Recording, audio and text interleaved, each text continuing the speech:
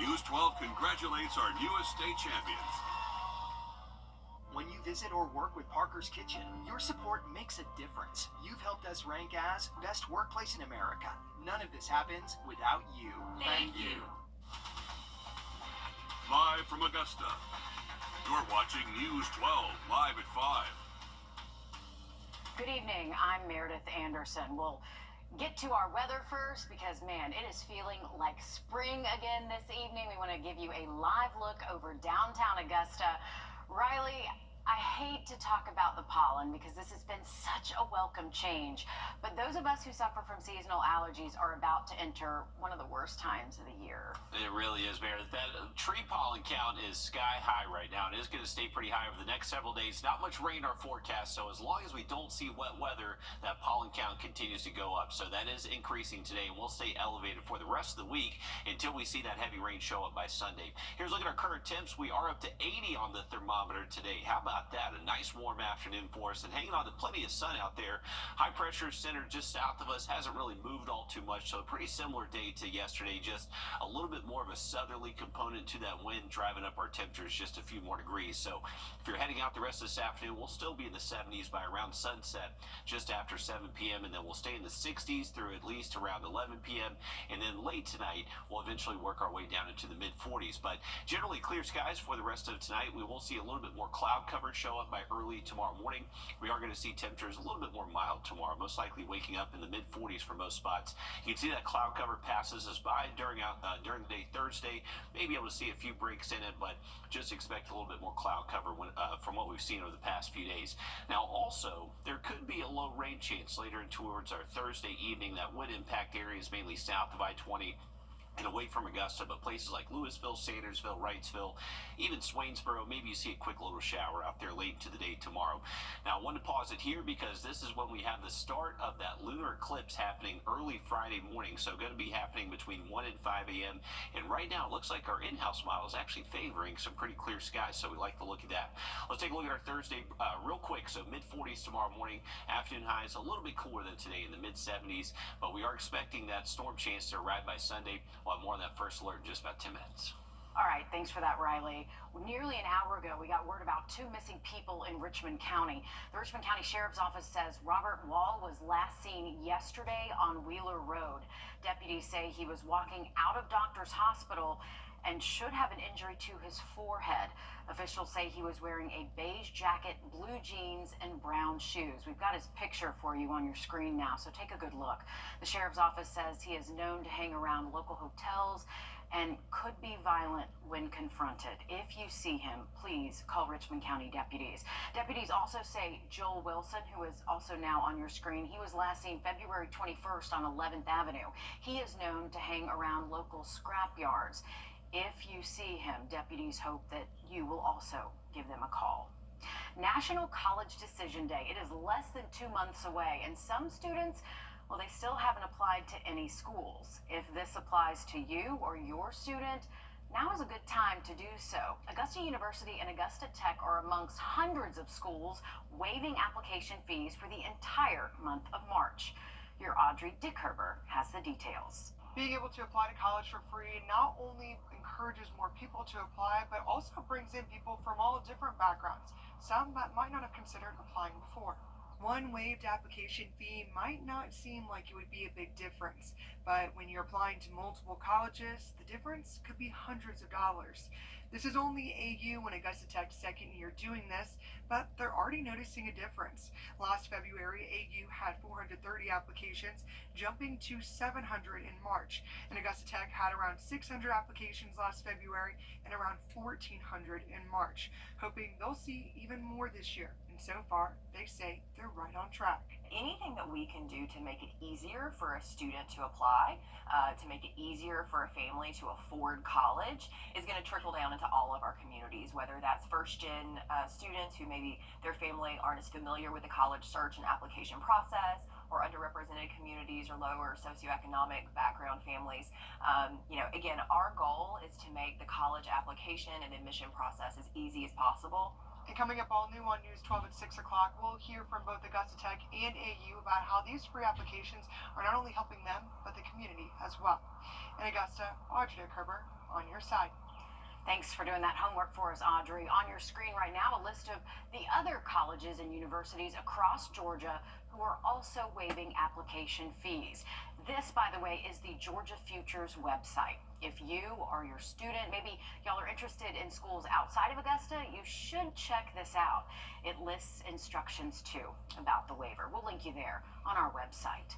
Billions of dollars of your taxpayer money could go towards tax cuts, road improvements, and pay raises for teachers in the next year in South Carolina.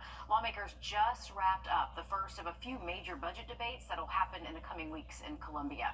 Your State House reporter Mary Green has the details on what they want to fund. Just minutes past midnight Wednesday, the House of Representatives overwhelmingly passed its $14 billion spending plan after 2 long days and nights of debate. The House budget puts $200 million to repair aging bridges, with more money going toward road improvements. State employees are slated for pay raises, while teachers' minimum pay is bumped up $1,500 to $48,500.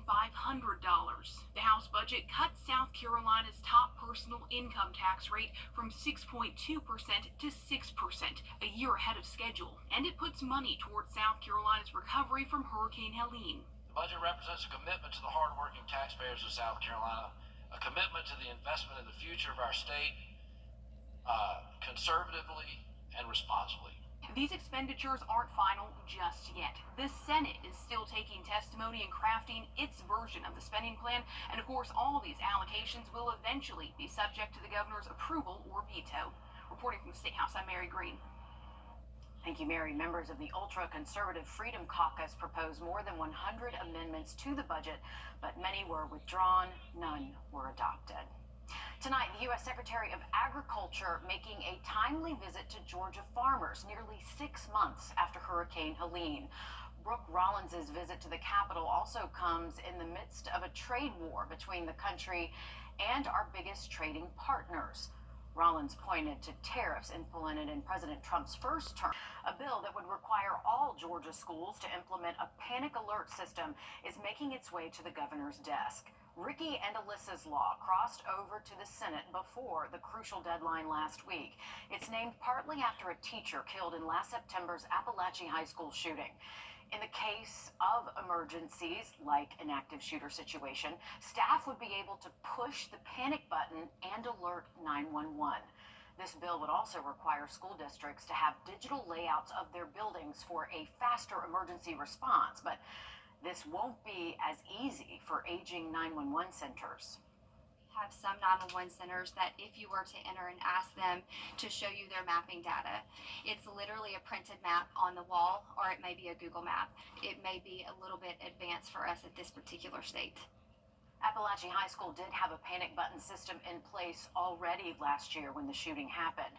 Law enforcement in Barrow County praised the technology as a crucial part of their response. Here at home, Richmond, McDuffie, and Aiken County schools, they have this system in place too. When we spoke with McDuffie County officials last year, they told us it came in handy during medical emergencies. Columbia County uses a similar system. As patrons make travel plans for the Masters, Augusta Regional Airport is announcing direct flights. Delta will offer direct flights to multiple cities, including Atlanta, Washington, and Austin. American Airlines will have direct flights to Charlotte, Miami, Chicago, and more. We have a full list of those direct flights for you on our website. The Masters Golf Tournament is April 7th through the 14th. Soon, beachgoers will descend on Myrtle Beach for spring break, and businesses, well, they are looking forward to it. How spring break travel is expected to help them rebound after a slow off-season. Riley? Well, we have nice weather here over the next couple of days. Just going to bring in a little bit more cloud cover through Saturday, and then we are tracking a first alert Sunday. Some strong storms are expected to move through. We'll have that forecast just after the break. Time and Temp, brought to you by your First Alert weather team. From sweet to heat, boy, long live the lazy. Live at 5, a bird's eye view over the peach crops in Edgefield County as they begin to bloom. Look at those beautiful pinks there. Your first alert, Chief Meteorologist Riley Hale had our drone up in the air today. This, by the way, is Titan Farms, the largest peach producer in the eastern United States. And Riley, their peaches are delicious, but the views are gorgeous when all the trees are in bloom. It really is, Meredith. Always such a pretty drive up there through Edgefield and Saluda County this time of year, and definitely worth checking out. If you're in the CS area, never driven past this part of our area this time of year, it is worth driving up there.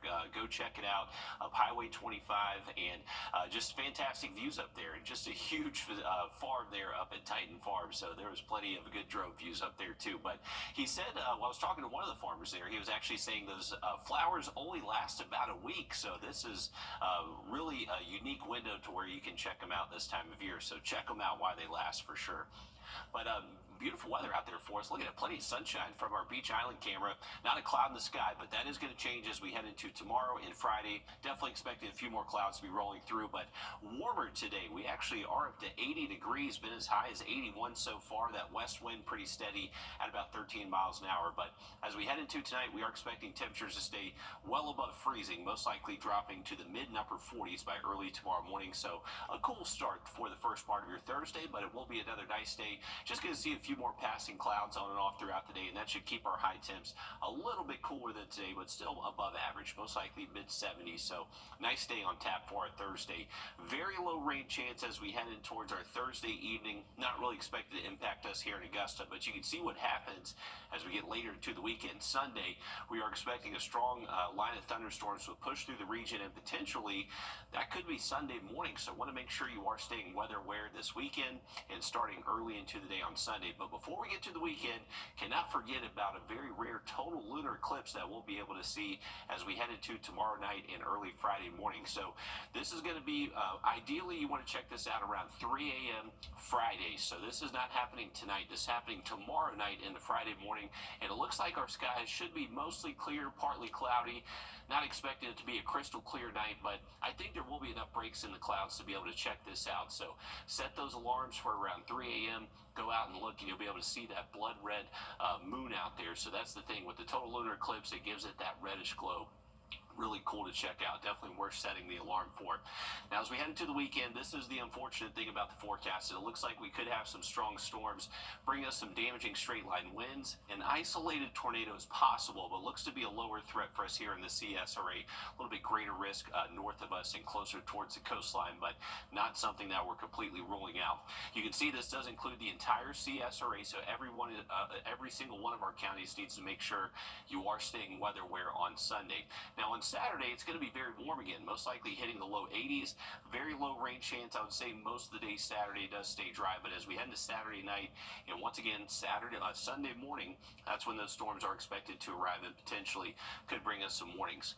Now, the one thing is we have not necessarily a ton of instability with this frontal passage, so that's one of the ingredients you really need to see severe weather verify. You can see our GFS model has a little bit more of that instability and showing some very strong winds reaching the ground, 40, 50 plus miles an hour. Now, the European model doesn't quite have that instability materializing like the model on the left there, and it keeps our winds much less. So still a little bit of uncertainty, but the thing is, once we get to tomorrow afternoon, our in-house higher resolution models will now have those storms in sight, and we'll have a lot better understanding of what's expected to happen. So make sure you're keeping it here for those updates, and until then, looking mostly dry until we get to the weekend. All right, thanks for that, Riley. Breaking news live at 5 to a fire we've been following for you this evening. We just got word from officials the fire in Jackson is contained. That is the good news, but you were taking a look at video from that fire now. You can see all of the smoke and a pretty big response from emergency crews. This is on Forest Drive in Jackson. Dispatch tells us they got the word around 3:15 this afternoon, or 3:45 rather. They say a car also caught fire in the blaze. Now, we are still working to learn other details details, like if anyone was inside the home that caught on fire or if there were any injuries. But we've got crews out there. We will keep you updated as soon as we learn more. I want to give you a live look now over Myrtle Beach as spring break is just weeks away. It is only a matter of time before families take to the water there. Myrtle Beach, of course, a common vacation spot, and families are looking forward to their trips, but Myrtle Beach is looking forward to the influx of tourists after a slow off-season. Julia Richardson takes us there. It was definitely scary this season. For many businesses near Ocean Boulevard, these past few months have been especially rough, with some employees telling me they think Mother Nature is to blame. The weather has been just atrocious. Being right by the beach, we pretty much only are busy when it's good weather outside. It's been a long winter, so to speak.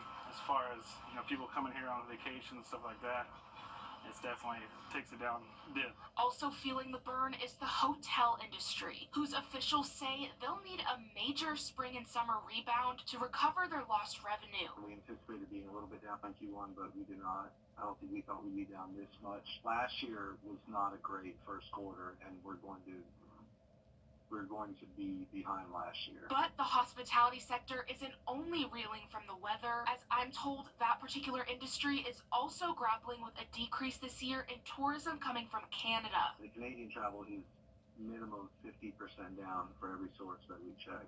And although winter has been rough for a number of reasons, those in both the hotel and restaurant businesses say with spring break here and summer right around the corner, better days are ahead. It's already changing. I mean, Saturday it was 78 degrees outside and gorgeous, and this entire patio was packed. We were full in there at 3 p.m., which is really early in the day for us to get busy. So already we're seeing the turnaround.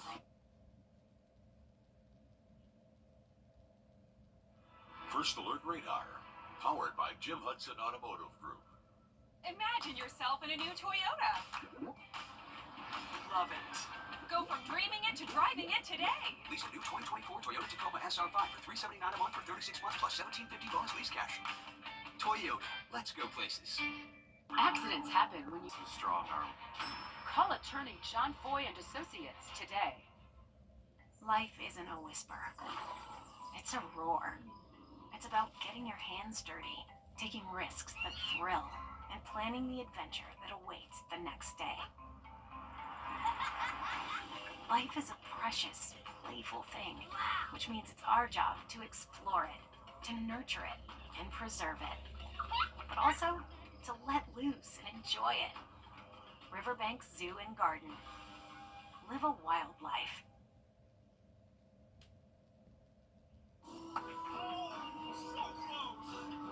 Wow.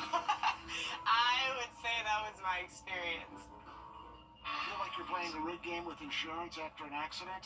The things that the insurance company was trying to throw at me, can you get new all their tricks? Get a lawyer that will fight for you. Everybody's like, oh, you called Kid Nugent. And I'm like, yes. Literally all you need is that one call. That's gonna change your life. Yourself in a new Toyota. Imagine yourself in a new Toyota. Love it. Go from dreaming it to driving it today. Right now, get 3.99% APR for 36 months on a new 2025 Toyota Camry. Toyota, let's go places. Members of every generation face the problems of their time, but for millennials who are looking to buy a home, the American dream feels like an impossible dream. Clever Real Estate just published new research that found just 21% of millennials think it's possible for their generation to afford a home. Don G. talked with an editor-writer from the data company Clever Real Estate to take a look at why it is so hard for millennials to make ends meet. According to the last census figures, nearly 16% of U.S. millennials lived with their parents in 2022. And it's not because they miss mom and dad.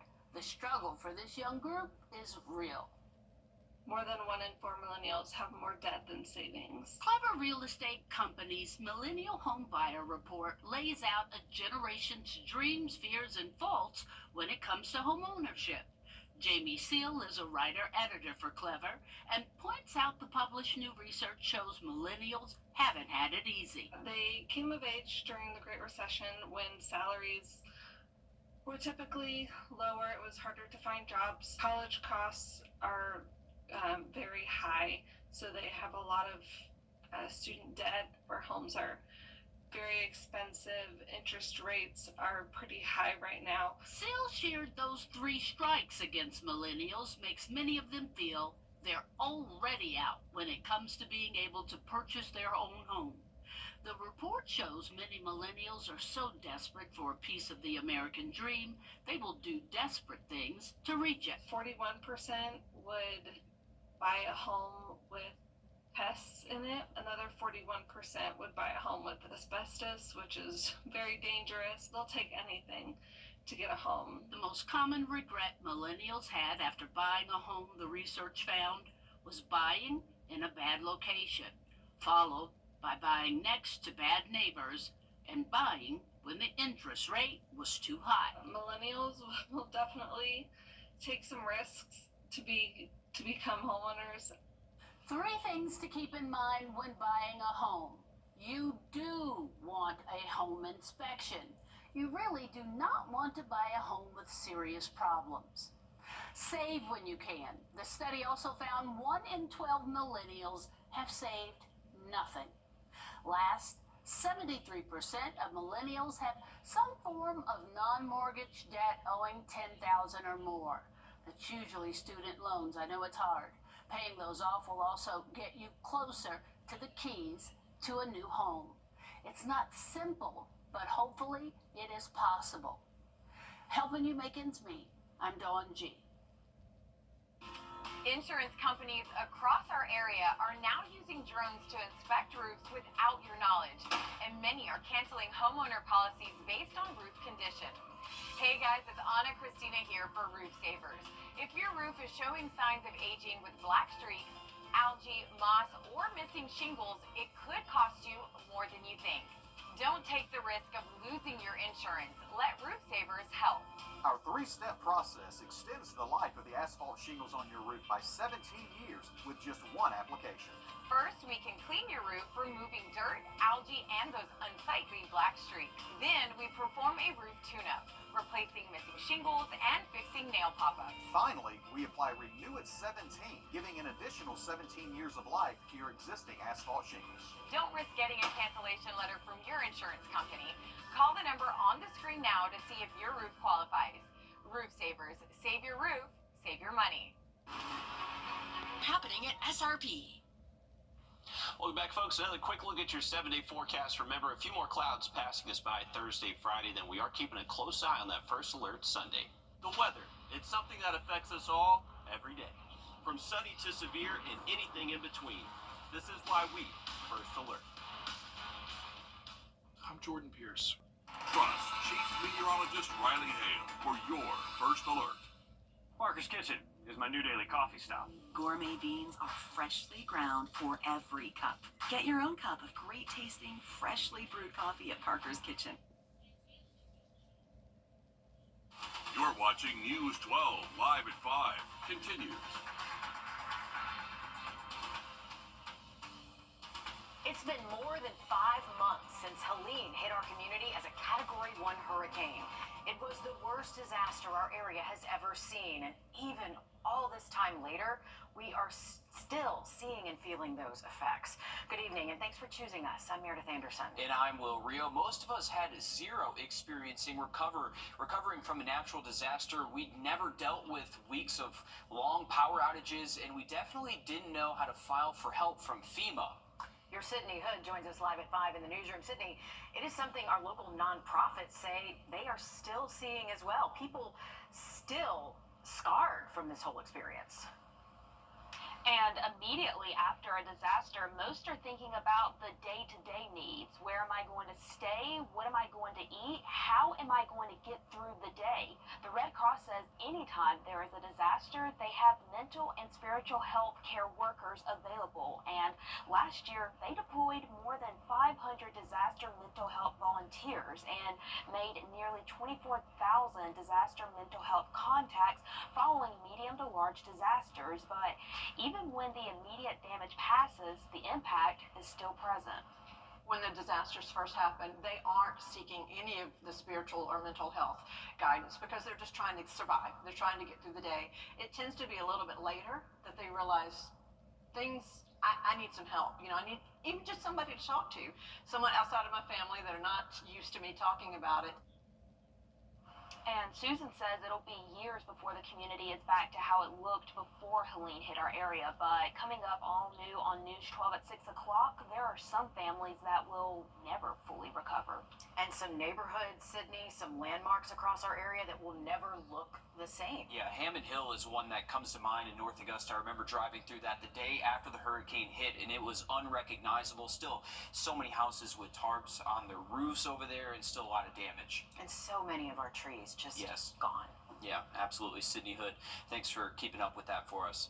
To weather now as we check in with First Alert Chief Meteorologist Riley Hill. Riley, things are starting to feel like spring out there for us. Beautiful day for us this afternoon. Really nice weather again out there. Plenty of sunshine again, high temperature. South Carolina lawmakers will consider two bills that could expand the coverage of the state's homicide by child abuse statutes. Advocates say the current law protects young children but doesn't do enough to protect older kids. Current law says a person whose abuse or neglect leads to the death of a child can be charged with homicide by child abuse and sentenced to 20 years to life, but that's only if the child is younger than 11. If they're older, solicitors have to pursue a murder charge and prove that there was intent to kill, which can be difficult in neglect cases. The two bills would expand that coverage to anyone under 18. They're the most fragile, innocent victims that we deal with. And I've been doing these type cases for almost over 20 years. And I've had different cases that I've dealt with, and they're always very emotional. They're just put in certain circumstances they can't help. And they're entrusted with the people that take care of them, and they don't, obviously, horrible things happen in these people's care. Advocates are hopeful that a bill will pass on both sides of the State House since it failed in the House last session. We'll keep an eye on the progression of these bills and keep you updated. A man forcibly locked inside a storage unit for days. It is a story that made national headlines in February when a man in Monroe, North Carolina, says he was finally able to find his phone and call 911. But now, charges against the woman accused of locking him in there have been dropped. I've been locked in a storage unit for about a week now. I just can't breathe. I haven't had nothing to drink or anything. I know there's 2 locks on this unit. She's put another lock on it for some reason. That is the 911 call that started all of this. The girlfriend was charged with attempted murder and kidnapping, but now that victim has backtracked on his initial claim, saying the charges brought against the girlfriend were based on lies and, quote, blown out of proportion. According to an affidavit, the man has changed his story. He says he fell asleep inside the unit and woke up with the door closed. The affidavit goes on to say that he lied to law enforcement and he lied to the media. It is unclear if the man will face charges for lying to authorities. More than $6 billion, that's how much money people bet in North Carolina during the first year of legalized mobile sports betting. The state made that official 1 year ago this week. In that time, millions of dollars have gone back to North Carolina communities. About $1 million went to fund North Carolina amateur sports, along with $300,000 for each of the 13 UNC athletic departments. Another $1 million went to the state's Youth Outdoor Engagement Commission. These numbers from the first year could inspire other states such as Georgia and South Carolina to consider the benefits of passing similar legislation. Aiken Parks and Rec wants you to take a hike, literally. Still ahead, we are showing you the trails you could take to new heights to enjoy the spring weather. And we have plenty of that nice spring weather today and should continue over the next couple, but this weekend we are tracking a severe weather threat arriving by Sunday. Have that first alert forecast just after the break. Time and Temp, brought to you by your First Alert weather team. Join us right here on W. Jones GMC. We are professional grade. Life isn't a whisper. It's a roar. It's about getting your hands dirty, taking risks that thrill, and planning the adventure that awaits the next day. Life is a precious, playful thing, which means it's our job to explore it, to nurture it, and preserve it, but also to let loose and enjoy it. Riverbanks Zoo and Garden. Live a wild life. Welcome back, folks, to a live look over Clarksville Lake. That's been the place to be out there today. We got a vulture incoming to the camera right there. Over the dam, it is a nice day. We got temperatures close to 80 degrees right now. Just a little bit of a wind, west wind, anywhere from 10 to 15. So a little bit breezier than yesterday, but not too bad out there. You can see not too many white caps by any means there at our lake view. Here's a look at for the rest of this evening. If you're stepping out, a great evening to be outdoors. We have temperatures staying in the 70s through sunset, and then just a gradual fall through the 60s as we get closer to midnight tonight. Late tonight into early tomorrow morning, we are eventually going to see our low temps get into the mid-40s by around daybreak tomorrow morning. So may need a light jacket to start off your Thursday, but not going to see as much sunshine tomorrow. So that should help keep our high temps most likely in the mid and low 70s instead of near 80 degrees like what we saw today. But generally dry weather most of your Thursday, a very low rain chance later into the evening. I would say 10% or less for most spots, but looking to hang on to just that cloud cover into our Friday too. But if you do have plans to maybe hit the lake or the river, taking a look at our fish and game forecast for tomorrow. Ideal time to be out there is between around 2:30 and 3:30 tomorrow afternoon. So that's going to be the time when we see peak animal and fish movement out there. So best of luck if you're heading out.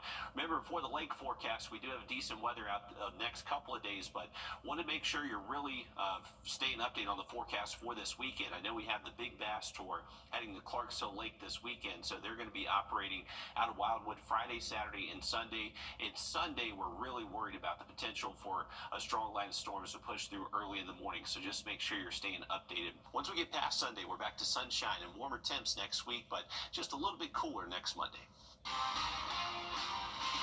Breaking news live at 5. We're learning more about a shooting involving Aiken County deputies. Now, this happened in the early morning hours of this morning at the Langley Road Apartments in Graniteville. Deputies say this was a domestic incident, and the suspect, Darius Porter, was banging loudly on the victim's door. When deputies got to the scene, they say Porter fired shots at them, and 2 deputies returned fire. Nobody was hit by gunfire. Authorities say Porter then ran away, and he was caught a short time later and taken into custody. He is currently charged with aggravated breach of peace, likely with more charges to follow. Well, this Saturday, the City of Aiken Parks, Recreation, and Tourism is hosting Take a Hike at Boyd Pond. Your First Alert meteorologist, Emily Acton, stopped by to check out the trail. The Take a Hike program's goal is to encourage people to spend time outdoors by offering group hikes 6 times throughout the year. Brian Logging, Recreation Program Coordinator, spoke about the program's mission. What we hope to do is have people who will come for an event such as this and then develop a love and passion for a hike and begin to explore the trails that are all in our area by themselves or with their families. It started nearly 3 years ago at Generations Park, and while a single hike could bring in nearly 70 people, they hope to continue to expand their reach while also catering to more experienced hikers. What we hope to do is continue to grow our program, where we can also include intermediate hikes, camping, anything that allows people to experience the great outdoors and develop a love and passion for it. If you get the hiking bug, there are plenty of opportunities to join a group hike in the community. The one coming up in March is going to be at Boyd Pond, and then we're going to go out of the city limits up to Lexington to Peachtree Preserve in April. In Augusta, Emily Acton on your side. Registration for this weekend's hike is open until Friday. The event is free to attend. We do have information on how you can register on our website, wrdw.com. Hundreds of thousands of disabled Georgian workers are getting paid less than minimum wage. Right now, there is no rule about how little community rehab programs can pay disabled workers. We have seen pay as low as 22 cents an hour. 22 cents. Your Georgia State House reporter Abby Kasoris explains a bill that could change that. Doing our research, we found 8 community rehabilitation programs here in Georgia. They employ roughly 250 disabled workers. Some are working to improve wages, while others have no intention to do so. It's important that we show our people that they have value, respect, and it's not 22 cents an hour value. State lawmakers holding maps of places allowed to pay their workers below the minimum wage under the 14C certificate program. Public records showed that most turn a profit, and some executives earn more than $200,000 a year. And ensure that all Georgians receive at least minimum wage is just common sense. State Senator Billy Hickman sponsoring the Dignity in Pay Act, which demands community rehabilitation programs adopt wages for their workers at or above the minimum wage by 2027. I think that there's a level of dignity that happens. Personal stories from advocates like Leah Soler. She testified her friend with the same disability was paid per shirt she folded. Her manager would look over her shoulder and time her to see exactly how many shirts she could fold and how many clothes she could hang up in a certain amount of time, and then would pay her based off of that. Cheryl Arno, executive director of the Down Syndrome Association of Atlanta, says most disabled people want to be independent and valuable, but they can't if they can't make a livable wage. All those in favor say aye. Aye. All those opposed? Thank you. A unanimous vote through the House committee, bringing a few tears. Arno expects now the bill will pass. That they are finally being valued for the people that they are. And they want to be a part of the community. They're okay paying taxes. They vote, they want to get married, they have the same hopes and dreams, but they need to be valued in the same light. In Georgia, private companies are required to pay their workers minimum wage. During one of the hearings last month, one of the program's directors say they may have to close because of this bill. The lawmakers say they'll have the time and can use their profits to increase wages. In Atlanta, I'm Abby Kasoris.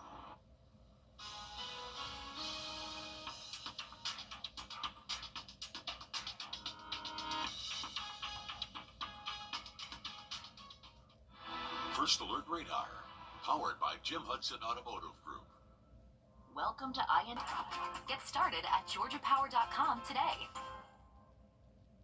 Hundreds of millions of people share and upload things to Facebook every single day. But now parent company Meta says some of your content will be automatically deleted after 30 days. Your consumer tech reporter Jamie Tucker explains. Facebook Live is one of the most popular live streaming platforms in the world. Families use it to share memories with people who can't be there.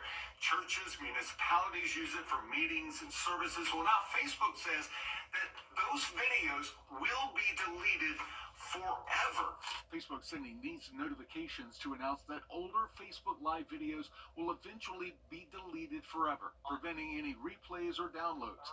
And all future Facebook Lives will automatically be removed after 30 days and deleted from Facebook servers. This is particularly important to churches who use Facebook Live to stream services, municipalities who stream meetings live, schools that live stream sporting events. It's also a good reminder to periodically download anything you upload to Facebook. The reason is if your Facebook page is ever hacked or compromised, you won't lose your photos, posts, or friends. To download your Facebook data, go to Settings and then Privacy and Account Center, and then look for your information and permissions. You can download everything or choose categories you want to save. I suggest using a computer as the file will be large, and if you've never done this before, select All Time for the date range. I suggest saving as a JSON file. If your profile is ever hacked, you can start a new profile and upload everything you saved as a JSON file. So download all of your Facebook content, especially if you've done Facebook Live videos, because after 30 days, those videos will be deleted. You'll have to remember that if you record any Facebook Live videos in the future. That's What the Tech. I'm Jamie Tucker. High school coaching vacancies across our area are starting to be filled. We already saw Steve Hibbets from Lakeside move on to Aiken. Midland Valley made a permanent place for Brent Dorn. Alyssa Lyons has the latest move over in Evans. Well, about 3 weeks ago, head coach Lee Hutto from Westside got a call about a job for Evans. He interviewed that morning and accepted it that afternoon. This comes after Barrett Davis's departure from the program. Hutto led the Patriots for 4 seasons. There he went 23-20. His first and last seasons with the Patriots were his best, going 9-3 in 2021 and 8-3 this past fall. He was the first Westside coach since Gerald Barnes in 2002 to win 6 straight games to start the season. It's given the area coach some confidence walking into a new building. It just gives you some faith in what you're doing and your process, you know, and the way you go about handling your kids and your coaching staff. We laid a great foundation at Westside, so just excited to get here and just lay that same foundation. Get in here and start working with the kids, start building the culture, start building the coaching staff, and just kind of get our culture and our environment set here at Evans. Just a ways away, Westminster Augusta's long-standing quarterback is now bound for a collegiate program. Levi Murphy has signed with Nebraska Wesleyan. He leaves behind a few school records with the Wildcats, throwing the most passing touchdowns in a season with 838, most TDs in a career with 113, and the most passing yards, throwing just shy of 6,000. UGA held pro day. Future NFLers trying to boost their resume here. Edge rusher Michael Williams has a good stock value. He's a popular pick to be drafted in the first round, while other defensive dogs opted for private workouts. Williams went ahead and ran the 40-yard dash in the 4.7 range in front of Mike Tomlin from the Steelers and Raheem Morris from the Falcons. Falcons looking to copy the Eagles a bit this draft class, from what we know. All right, thanks for that, Alyssa. Looking ahead to tomorrow, temperatures not quite as warm. It's going to be thanks to a little bit more cloud cover than the sunny skies we've seen the past couple of days. But dry tomorrow. We'll have a look at that 7-day again for you just after the break.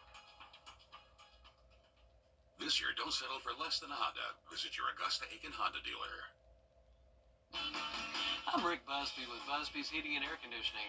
It's Free Furnace February at Busby's. Winter is the slowest time of the year, so we've created one of our best offers ever. Purchase a qualifying carrier system from Busby's and get the air handler or furnace for that system absolutely free. Free Furnace February has been extended through March 31st. It's a great value.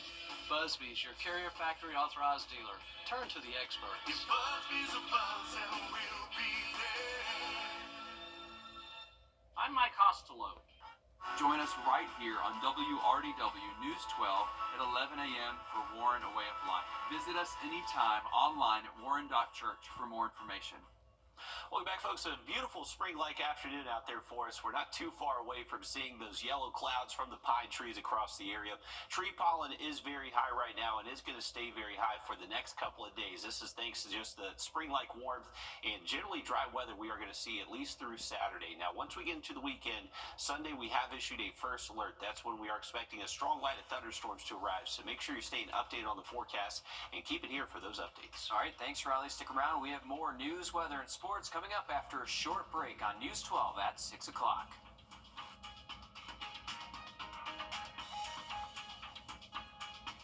Introducing the First Alert Radar Network. With up to 10 times the resolution of other local radars and technology that can pinpoint right down to your street.